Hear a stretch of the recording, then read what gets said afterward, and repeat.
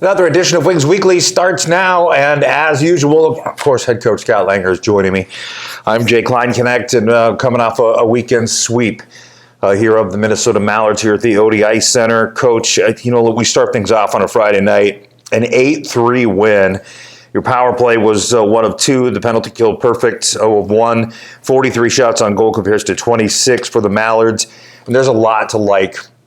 You stayed out of the box. A strong start, handled the pushback when they made it a 4-3 game and kind of ran away with things. So, I don't know what there really is to analyze, but it sure looked like, things were really clicking you guys this way. Yeah, we came out, pushed the pace right away. Obviously, we had that glitch there in the second, but our response to it was really good. We didn't let it get us down. We just kept pushing. So there were some big performances that night. Luke Backel, Mox, and Pitters. Those guys, there's a bunch of them. It just had really good games, and we had all 4 of our lines going. And I think when that happens, we're pretty hard to handle. Yeah. And, like we talked about prior to the game Saturday night, scoring up and down the line chart, and hats off to a bunch of those guys that really, really found ways to contribute in a lot of ways. Like I was saying, I think I had Backel for 4 assists and a goal, Pitters with 2 goals and an assist. There was, and again, that's just kind of off the top of my head. I can't, but they were really strong. A 3-2 shootout win Saturday night. Power play and the penalty kill, both 0 of 2. Again, stayed out of the penalty box for the most part. And I thought one thing that kind of stuck out to me, that it seemed like you guys were really strong at the dot. The centermen were doing a really good job of winning those face-offs. And again, that's off the top of my head. I don't look at the statistics the way that you guys do, but were you pretty happy with the way things went there on Saturday? Yeah, after we gave up those first 2 goals, I thought we did a really good job with managing the puck. Sure we'd want those goals back, but we were able to get some big goals and get that thing where we needed it to be. And obviously we couldn't find anything in OT, but guys stepped up with Leo and Pitters there in the shootout, and it's good to get that first shootout win. And along those lines, to see the first 2 guys come out and score like that, and to have Braun shut them down, and that was probably the quickest shootout I've ever seen. That did not last long and did not have a whole lot of suspense to it. Those guys with the hot hands for sure. When you and I have talked about this before about who you send and who you don't, and in that case, you've got a leading scorer in Bulgakov, and a guy with Pitters who's just absolutely feeling it right now, it looks like. And they go out and and seal the deal. The crowd loving it. Everybody's walking away with a great feeling.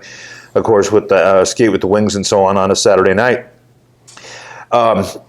We talked briefly on Saturday night, and I asked a similar question, or kind of along these same lines, really. But Friday night particularly, I thought really both nights, but Friday particularly, your squad was ready to go. They came out of the locker room and were firing on all cylinders.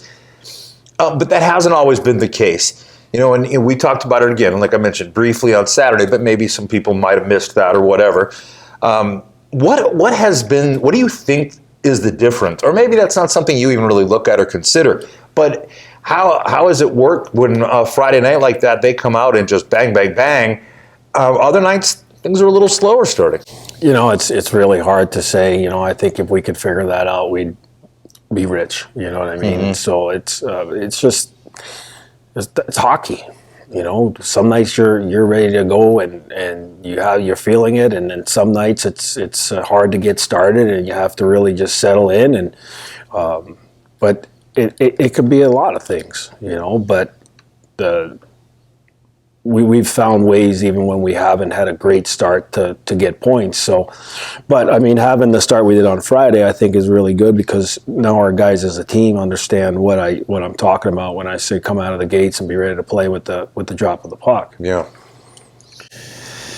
Yeah, like I said, it's hard to pinpoint for sure like what that difference is, but it was something that was rolling through my mind a little bit. Is as the games went along, because you could see it, you could feel it. There was just an energy among the group. And it felt to me like the Mallards were just back on their heels a little bit right from the start there on Friday night. And they came out on Saturday with some pushback. And like we talked about prior to the game Saturday, we expected that. I mean, it's Saturday night in the North American Hockey League. They're going to come back. But to be able to secure a win like that in a shootout, in a tight matchup like that, coming off I don't want to say a blowout, but, one that you handed it to them pretty much there on Friday, that's pretty impressive. And I know that I thought the crowds were great both nights, and everybody was certainly enjoying themselves, and you guys put on a heck of a show and picked up some more points. Got to love that. Speaking of points, let's take a look at the standings right now. Bismarck's still at the top of the division, 15 games in, and they've got 27 points. Then St. Cloud, 15 games in, 21 points. Wings, 13 games in, 20 points. Austin with 15 games in, 19 points. Minot, 13 and 17. North Iowa, 14 games in and 14 points. The Mallards, 16 games in, 13 points. Watertown with 15 games in and 6 points. The Wings with the fewest games played, but are sitting currently in third right now, again with 20 points. And things, again, continuing to roll a bit there. And you've got Austin coming up. Now, they are 9-5-0-1. They split with Bismarck. When you look at the scoreboard over the weekend, a lot of interesting games. There was a lot of shootouts and overtimes and things like that going on. But the Norsemen split, the Bobcats and Bruins split. Austin's, when I look at their roster, there's a lot of new faces, a lot of new names on that team for Coach Howard. What do you know about this Bruins team? Well, I think they play hard, and they're always well coached in Austin. I mean, we know that it's probably going to be a playoff type game. We're having to sort through some things right now to get ready for the weekend, but we know it's going to be a good hockey game, and it's going to come down to how we execute. They're a team that's always been structured, and we're a structured team, so I think it's going to be good hockey. Yeah. Well, excuse me. But as you mentioned, sort through some things. Got some guys banged up a bit, some injuries and so on. But you know what? It seems like there's guys that are ready to answer the call, or ready to answer the bell, so to speak. You feel pretty confident about some guys that are doing maybe perhaps a little bit of different roles, or being added to the PK or whatever when needed. As a coaching staff, level of confidence there about the guys that are asking to take on some extra roles and maybe more minutes. Yeah, I mean, guys have done a good job. I mean, we got some holes that needed to be filled, and guys were prepared to step up and play minutes they weren't used to playing, or situations they weren't used to playing. And so, we even had a D playing forward all weekend. So I thought he did a great job just managing his minutes. So, but I mean, the guys are doing a good job stepping up, and they're going to have to step up again. For sure. All right, Coach, I won't keep you any longer here. Sorry, I got a bit of a tickle in my throat here. But we appreciate your time as always, and good luck against the Bruins here coming up this weekend at the Odde Ice Center. Thanks, Jay.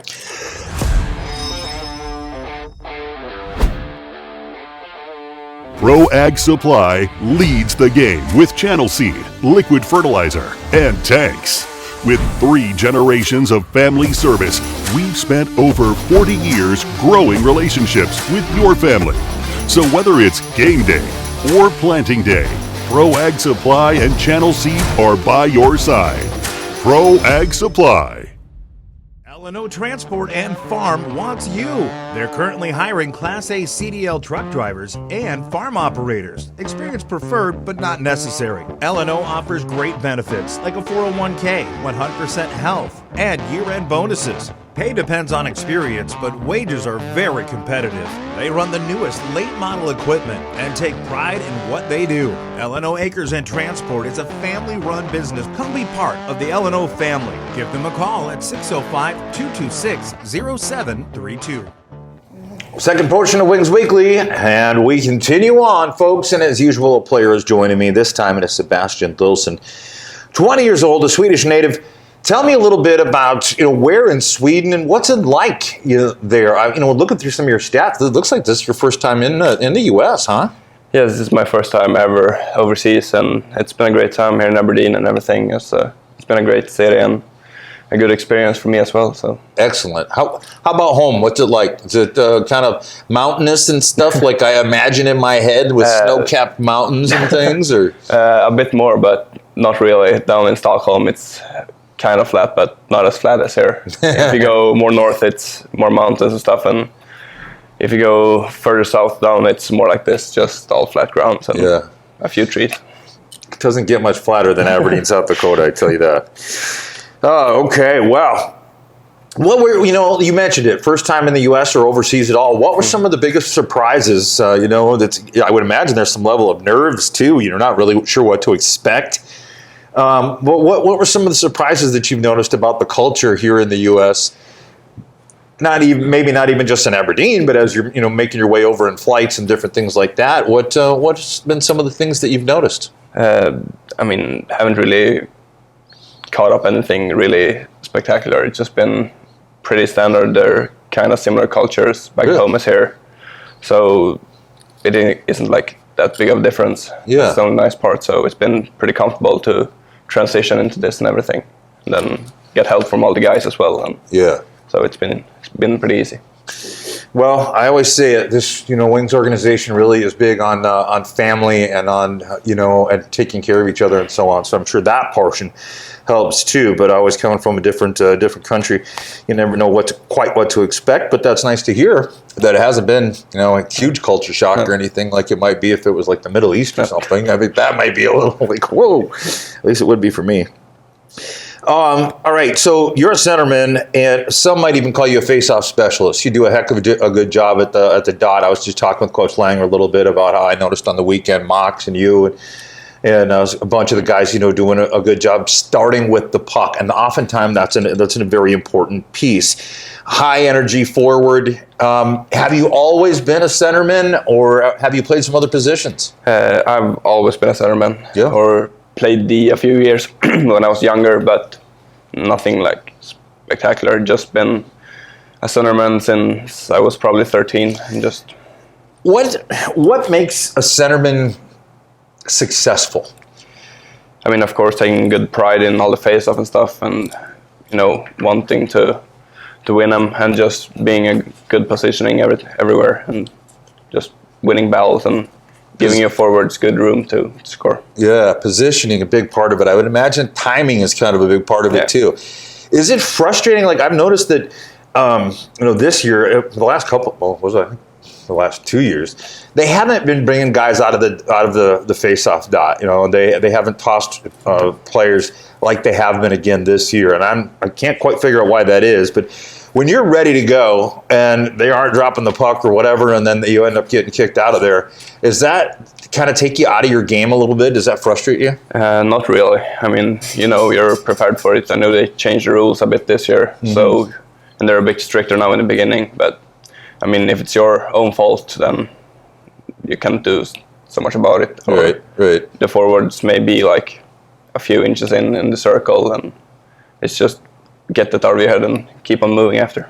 All right, maybe this is too broad of a question, but generally speaking, for the casual fan that might be watching this, when a centerman is tossed away from the dot, what is usually, like, what are the reasons? What are they seeing that they don't like? Usually it could be that you're spinning in a circle, that you're putting your body between the puck and the opponent, or that you don't put your stick all the way down on the ice and just go straight in.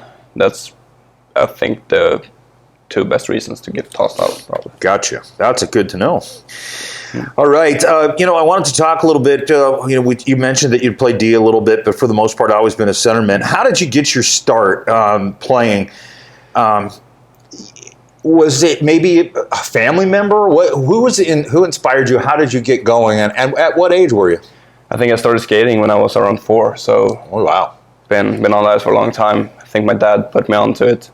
It's like kind of like a preschool for hockey that you or learn how to skate with the wings. Sure. Those kind of things that I got started on, and then just tried a few other sports as well, but just fell in love with hockey. Okay, now I got to ask you, and especially in your case, I find it particularly interesting because you are, Swedish native. How did your journey Now, it's not too much of a surprise to me when I talk to someone from Michigan or Minnesota or something like that, how they end up coming to the Aberdeen Wings. How did you get hooked up with the Wings, and how did that all kind of take place? Describe that journey. Yeah, so I got good help from my advisor and stuff, so he's helped me along the way with planning and everything. So it was just when I decided I want to play college and then do a junior year first.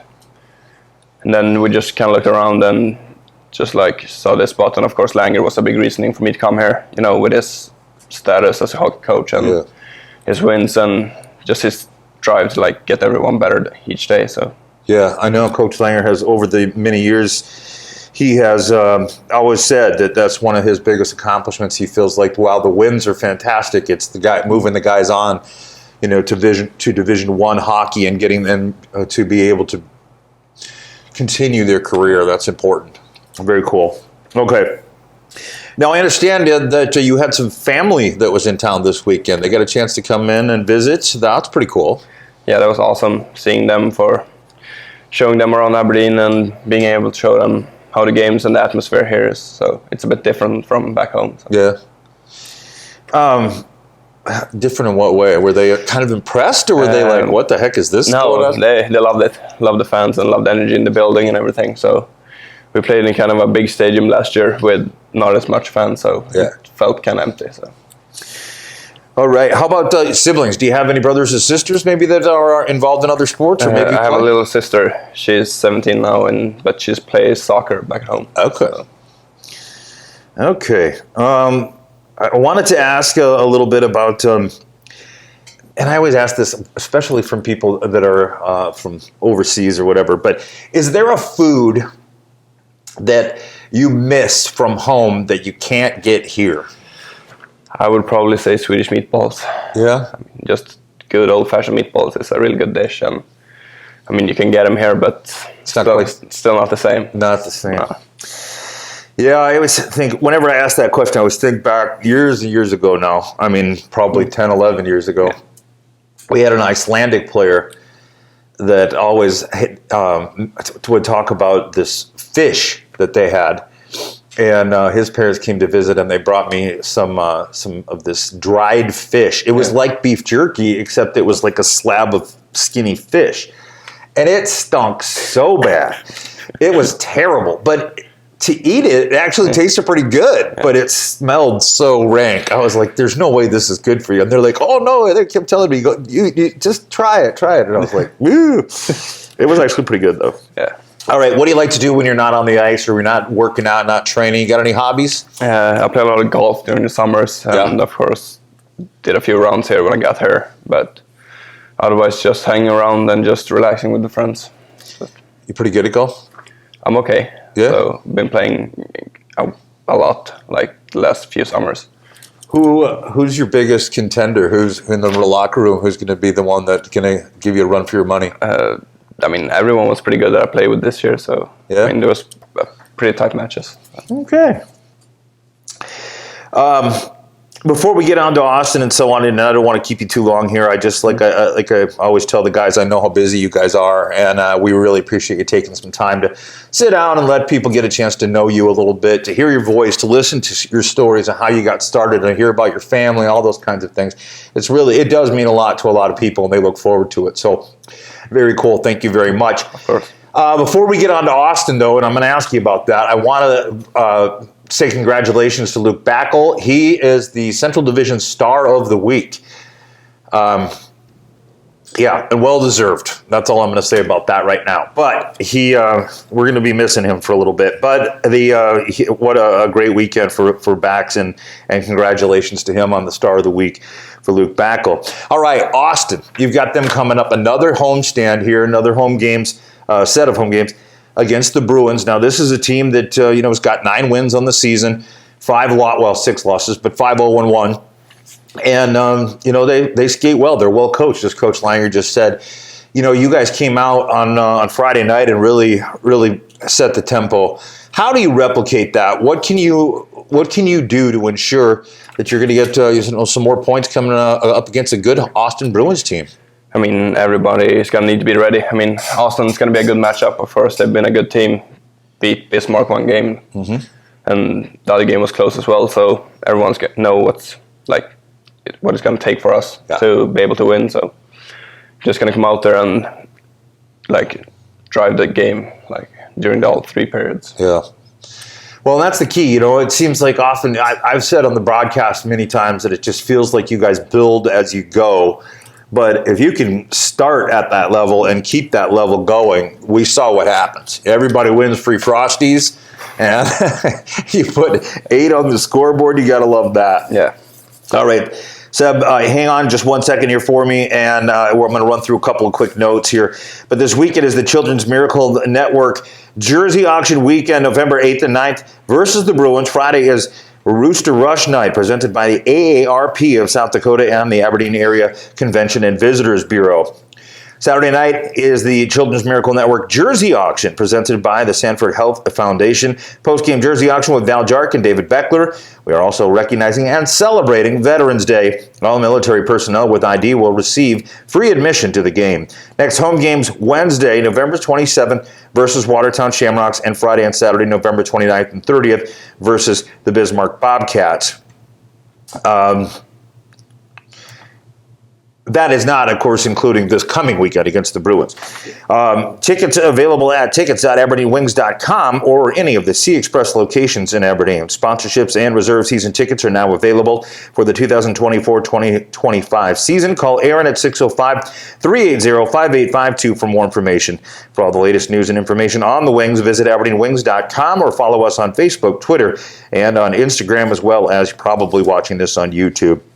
Sebastian Lillsund, thank you so much once again for joining us and letting the fans get to know you a little. Cool. Thanks for having me. You bet. All right, folks, that'll wrap up this week's Wings Weekly.